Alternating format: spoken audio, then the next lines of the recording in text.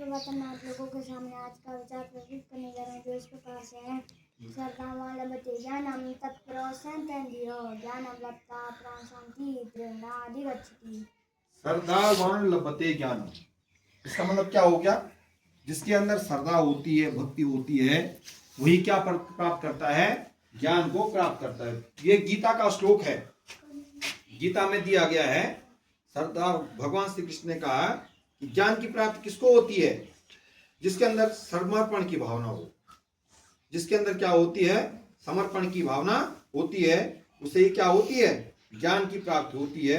श्रद्धावान लभते ज्ञानम तत्परोसतेन्द्रियम ज्ञानम लब्धा परम शांति चिरेणादि गच्छति। चिरेणादि गच्छति, जिसको जो है, जिसके अंदर श्रद्धा होती है, समर्पण की भावना होती है, उसी को जो है किसकी प्राप्ति होती है? ज्ञान की प्राप्ति होती है।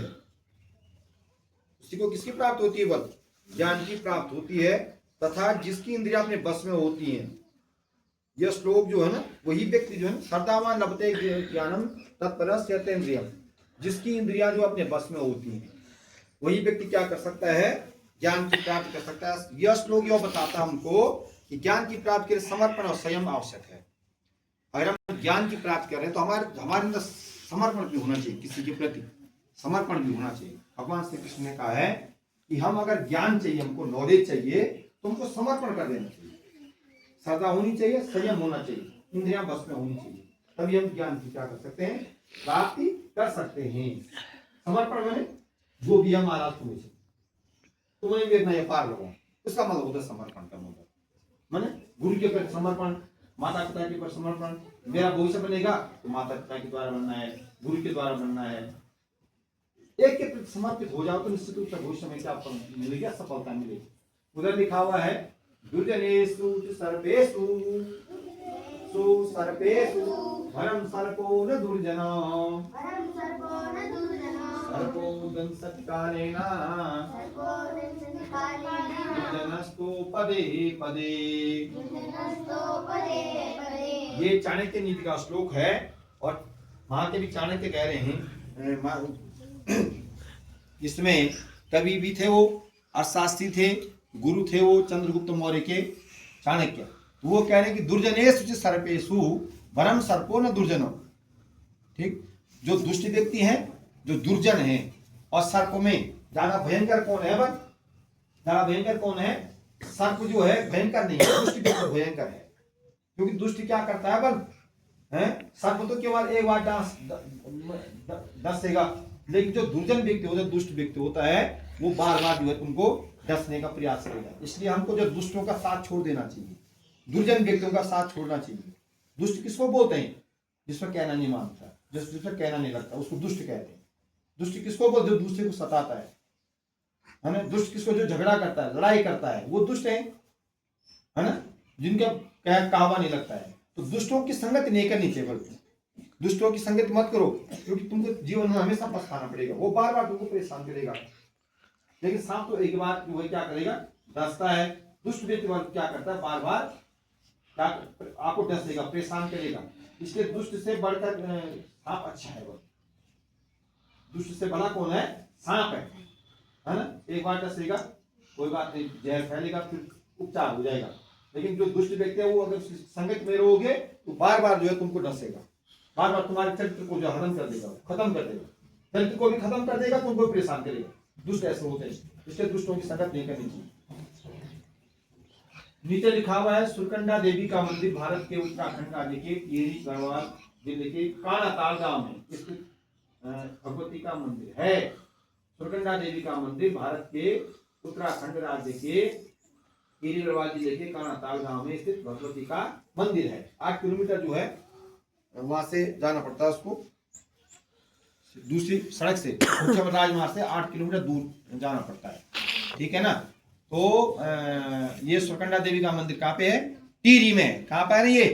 टिहरी में। ठीक है। इस एक सामान्य ज्ञान का प्रश्न है तुम्हारे लिए कि सुरकंडा देवी का मंदिर टिहरी में। उधर देखो डेली ब्लैक बोर्ड अपडेट जो आगे लिखा हुआ है, वो आज जो है 1960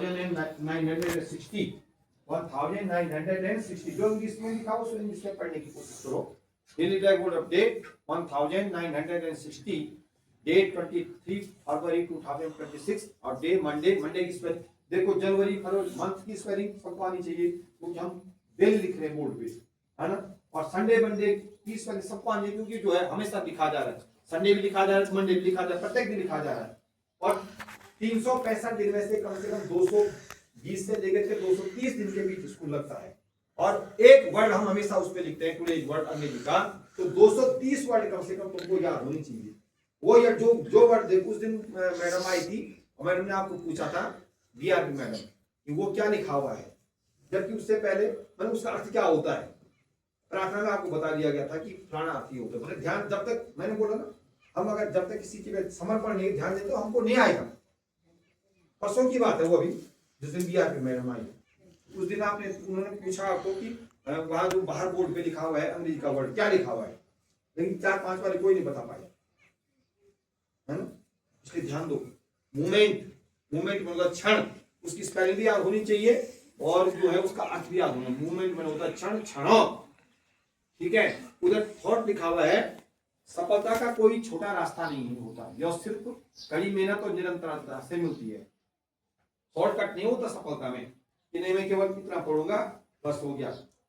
बच्चे ज्यादा क्या करते थे, मॉडल पेपर लाते हैं और परीक्षा में साल भर तो पढ़ते नहीं है और मॉडल पेपर से पढ़ दिया, पता चला उसने एग्जामिनर ने जो पता नहीं कहां से प्रश्न पूछ दिया। तो शॉर्टकट में सफलता नहीं मिलती है, हमेशा सफलता के लिए जो है लंबा रास्ता अपनाना पड़ता है। पूरी किताब पढ़ो, हम केवल परीक्षा की रात में समझे कि परीक्षा की रात में मैं महत्वपूर्ण प्रश्न पढ़ूंगा हो गया, या सारांश पढ़ेंगे हो जाएगा, नहीं होता ऐसा।